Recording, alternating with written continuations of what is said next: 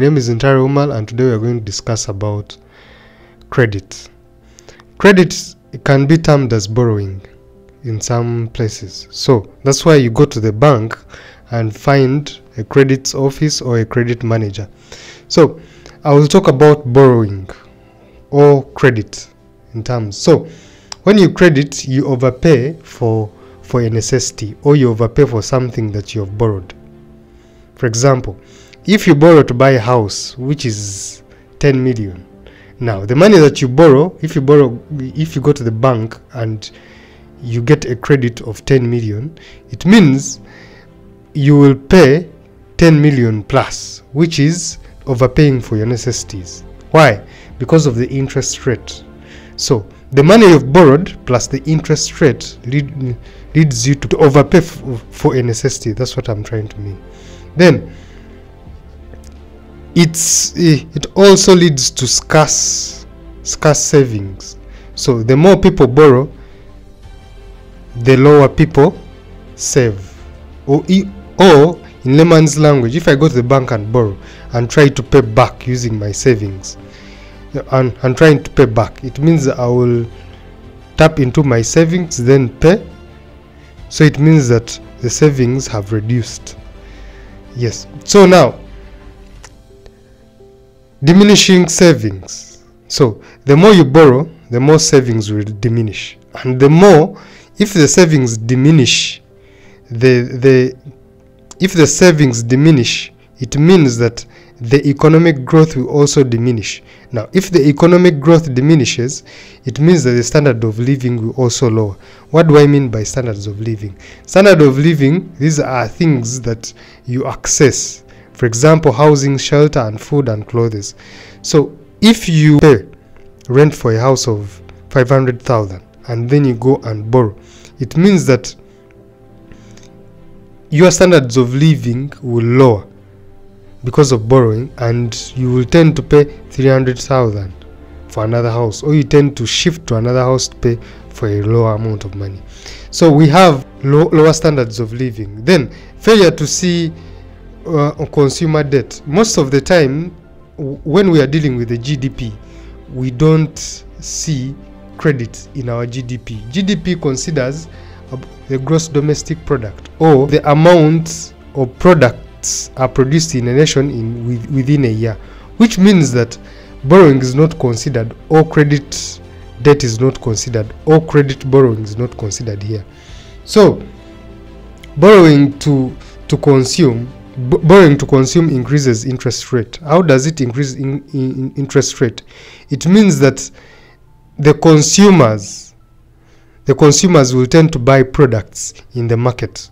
When the consumers buy products into the market, it means that they are consuming all the products into the market.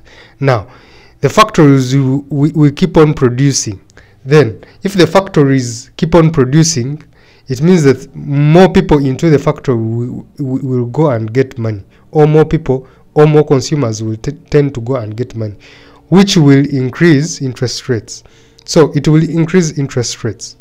We have limited national saving. So borrowing also reduces savings. So limited national saving it's like going and selling a cow to buy milk. This is how borrowing to consume is like. You going to buy you selling a cow to go and buy milk. So it also limited the national savings. So the more a nation has little savings, it will lead into a deficit. If it leads into a deficit, it means that the country will fall into a debt if the GDP is going low. So common mistakes of credit. We have people mostly those who have the credit cards, they tend to go and buy groceries using their credit cards. It's also a bad habit. Now, gasoline, which is also fuel. People tend to go for fuel that we use to fuel their cars and use a credit card. Also bad. Then clothings, households, and house furniture. It's a very bad venture for you to go and borrow for to buy furniture, house furniture. Now, where credit is appropriate. Now, listening to where credit is appropriate, we have to see where credit is a necessity or where credit is necessary. So, borrowing to buy a house, it depends on which kind of house that you're going to borrow to buy. Now, if you're going to buy a house that is going to be used as rental or to reduce on your number of rent that you're paying, it is okay. If you go and borrow money to buy a house that is going to be used as a rental income in your finance, which is now cash flow, that money that is coming into your pockets, it's also a good venture. Now, this one will also be a bad venture if you overpay for the house that you're buying.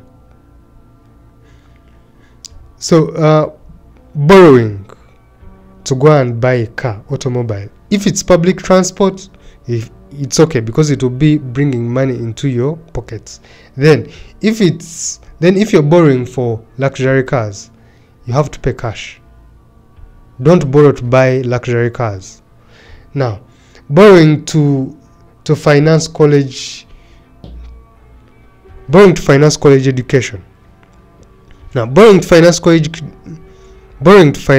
education, the more you borrow money to finance college education, the more it will lead to an increase in tuition.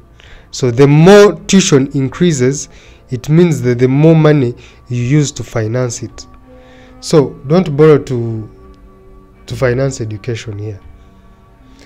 So borrowing to invest. Now, borrowing to invest is this method is mostly used by the Chinese in their economy right now because they borrow to build factories, farms, railroads, airports.